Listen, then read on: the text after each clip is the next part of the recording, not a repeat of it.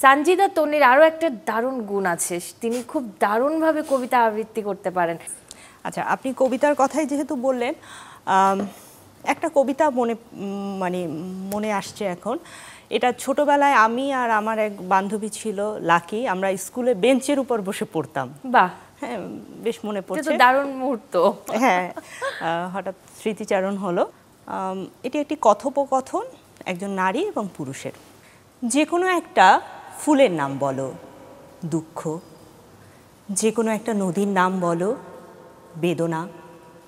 যে কোনো একটা গাছের নাম বলো, দীর্ঘশ্বাস।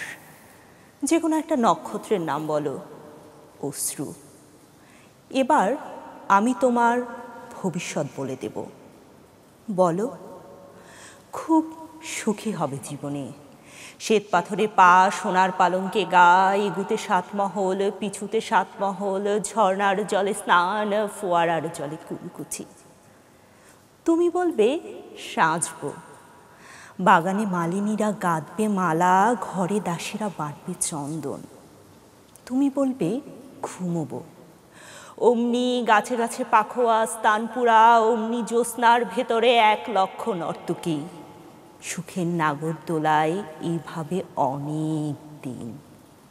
তারপর বুকের ডান পাজরে গর্ত খুঁড়ে খুঁড়ে রক্তে রাঙামাটির পথে সুড়ঙ্গ কেটে একটা সাপ, গায়ে বালুচুরির নকশা, গোধূলির বুকে ঝুঁকে পড়া লাল সূর্য তার চোখ, বিয়ে বাড়ির ব্যাকুল নহবত্তার হাসি, দাঁতে মুক্তোর দানার মতো বিষ, পাকে পাকে জড়িয়ে ধরবে তোমায়, ঠিক যেন বটের শেকড় মাটিকে ভেদ করে যার আলিঙ্গন।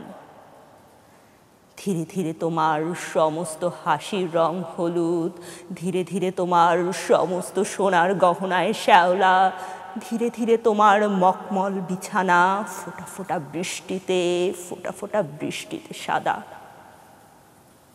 সেই সাপটা বুঝি তুমি না, তবে স্মৃতি, বাসর ঘরে ঢোকার আগে যাকে ফেলে এসেছিলে পোড়া ধূপের পাশে।